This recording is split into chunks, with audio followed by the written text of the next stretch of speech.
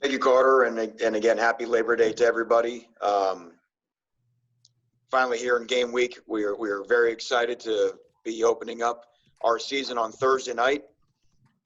This is an occasion that we were not sure was going to happen, and got to give a lot of credit first to our administration, starting with the university president through our athletic department administration, for clearing a pathway, an avenue for this to be able to happen. And then really the credit's got to go to our players who have been remarkable in the way that they've taken care of each other, taken care of themselves, and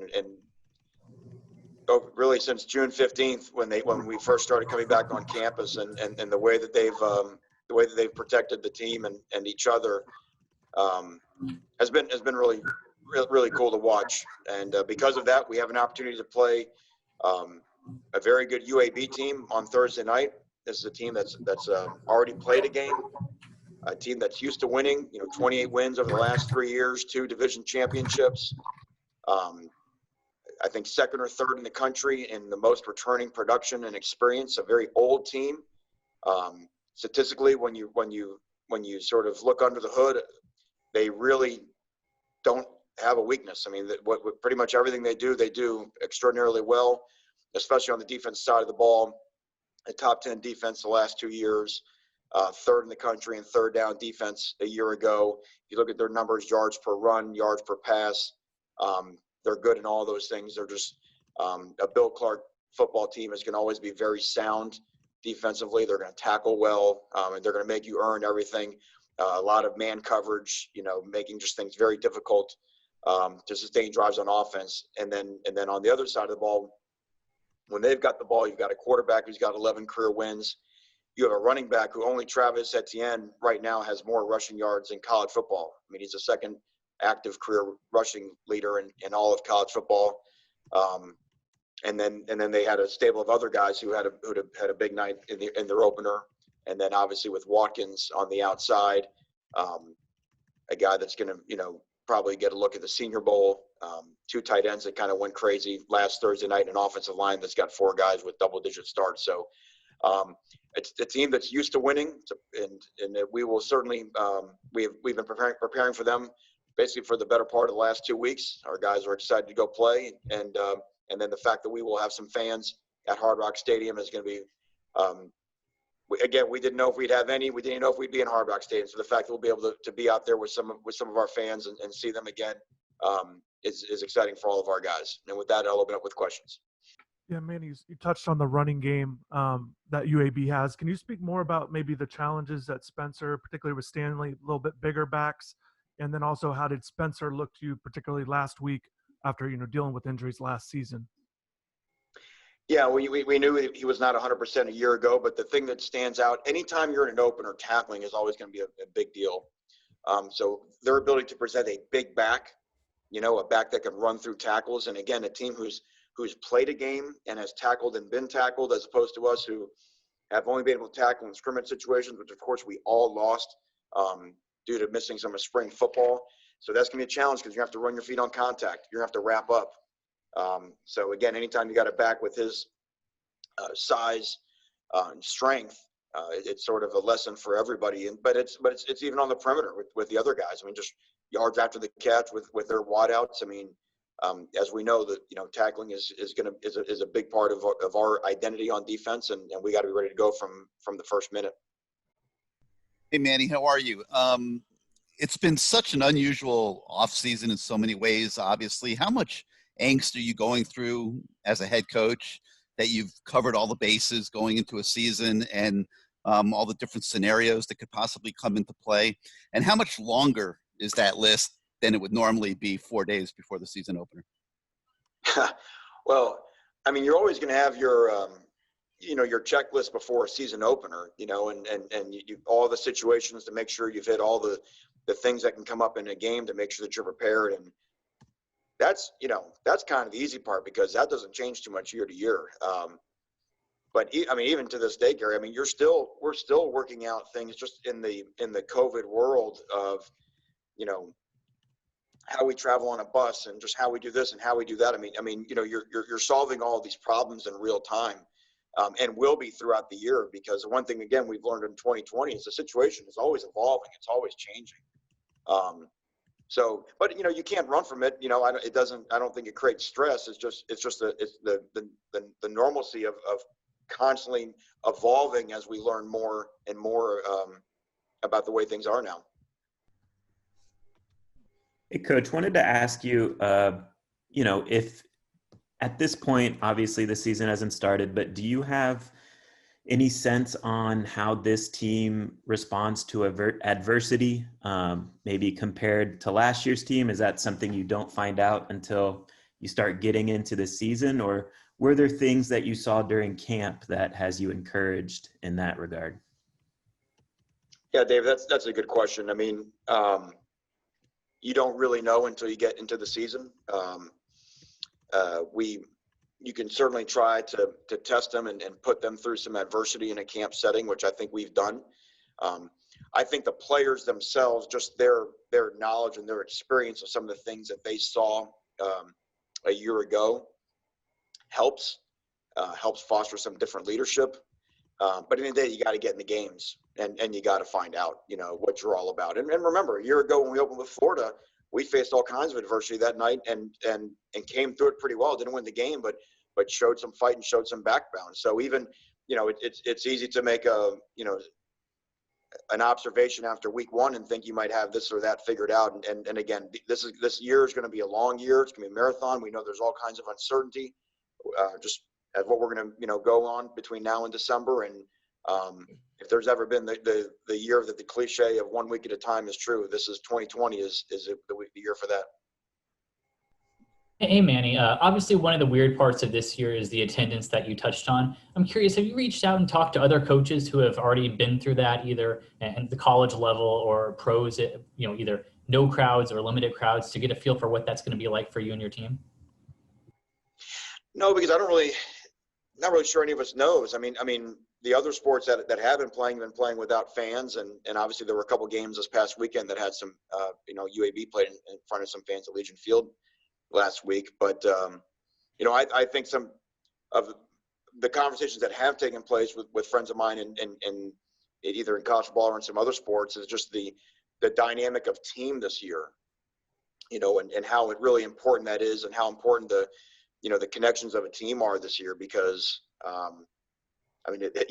again, you always say we're all counting on each other, but this year we know we are all counting on one another. It's just a different deal. And, whether you're looking at the way that things have played out in the NBA bubble or will play out in college football, I think there's a little bit of that unknown of how everybody will react to the unusual circumstances of 2020. Hey, Coach Diaz. Wanted to ask you, you mentioned that this last scrimmage was kind of the, final position battles, et cetera. Which ones were kind of the toughest ones to decide starters at? I know we just got the depth chart from you guys. And then I know that they're using electronic whistles this year. Wanted you to ask you about that and how much exposure the players got to that in practice. Yeah, we have, I'll start with the electronic whistles. At all of our scrimmages, we had, ACC officials and college officials there, and they use the electronic whistles. There's definitely a difference with them. I just don't, I don't feel like you get the, sort of the bass that comes in a real whistle, but it is what it is. It didn't seem to be an issue when we were in the stadium, when we had some ambient noise and music and stuff, that was going on as well. So it'll just, it's all part of the field. Everybody will have to manage it. In terms of the position battles, I would say probably some of the toughest ones. Striker with Gilbert Frierson and Keontra Smith. I think both those guys have earned the right to call themselves a starter. Safety for sure. With Bubba Bolden, Gilbert, Gervin Hall, and Amari Carter. all three of those guys are line one guys. They're all starters, and will all play a lot. Those were definitely the two, I would say, most hotly contested battles, and battles that really have no loser. I think that's just great for us and great for our depth. Thanks. Hey, Manny, at the risk of sounding ridiculous here, my question is kind of game adjacent and not directly game related, but the turnover chain, is it going to be back during this COVID-19 season? Do you have to make any special adaptations, and are there any design changes? Yes, the turnover chain is back. We'll have to wait until Thursday night. The guys do what they're supposed to do and get after the ball for it to come back. It'll be a little bit different as it is every year. It's not a turnover mask, which would have made some sense in this year, but we weren't thinking ahead in time. So excited again about the process of getting turnovers. We know it's a big part of winning games, especially in openers.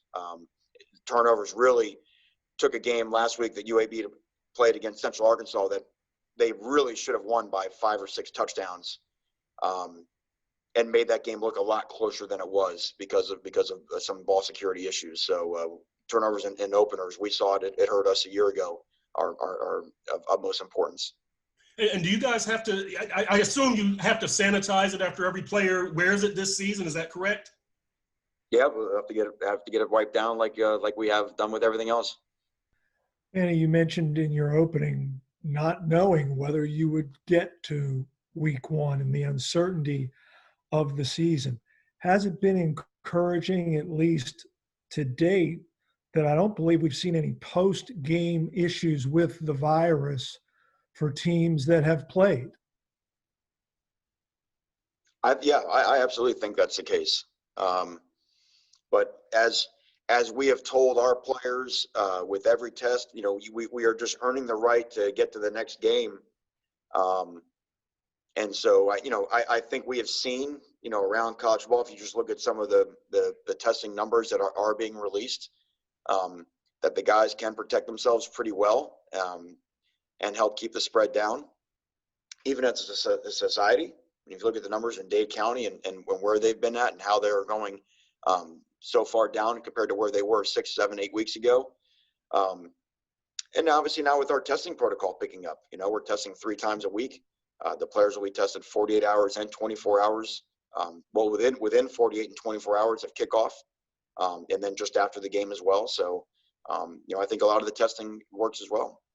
And how much of an asset has it been? You mentioned also your administration, to have a university president that is so steeped in healthcare and just knows it. Well, we don't have to guess, right? I mean, and we know this has been a year where, unfortunately, we don't give sometimes the experts the respect that they deserve. But on this campus, we have an expert. And so when we're looking for, sort of a North Star to guide us on should we do this and should we do that, we're not guessing. We're not having to take some information from who knows where. We've got someone that's been through this and understands how to hold everybody on his campus accountable to try to make sure that we can do the right things.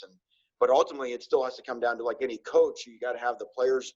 They have to execute the game plan, and that's what I'm proud of. Is that from the top down, we've got great leadership, and then our guys have done a really nice job of following that plan to this point to get us to where we have the chance to play a game on Thursday.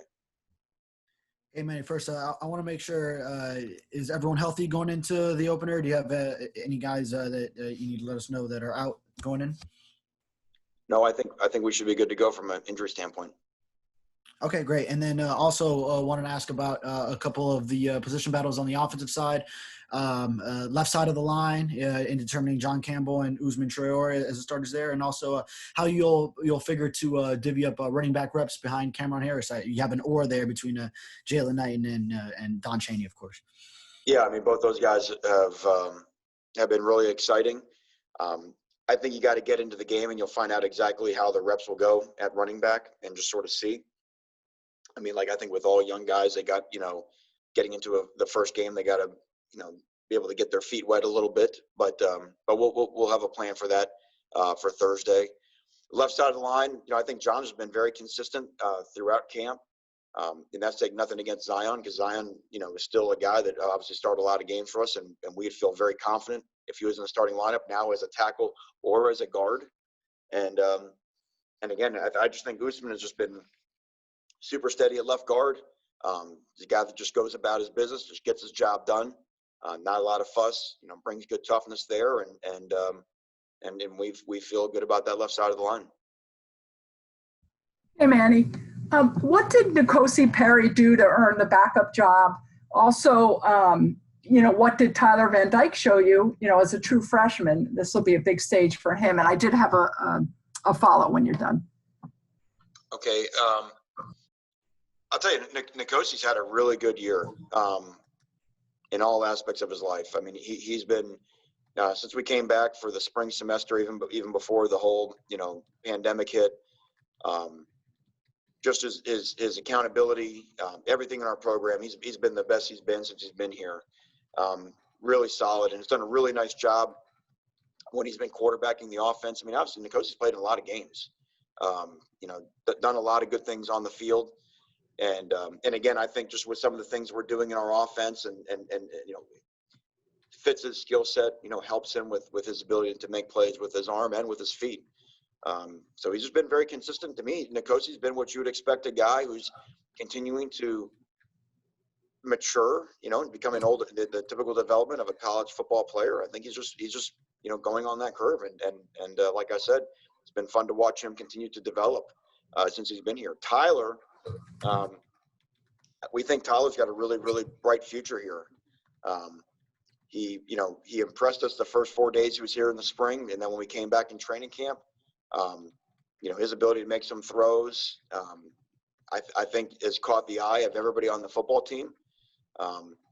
He's got some ability to move around and keep plays alive. Now just a young guy that just needs seasoning and just needs reps and at bats. But I think everybody has been impressed with what Tyler's done since he's showed up on campus.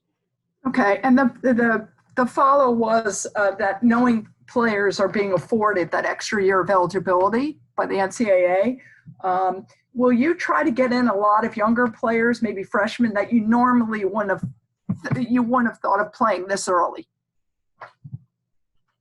Well, we're going to try really, really hard to win the football game.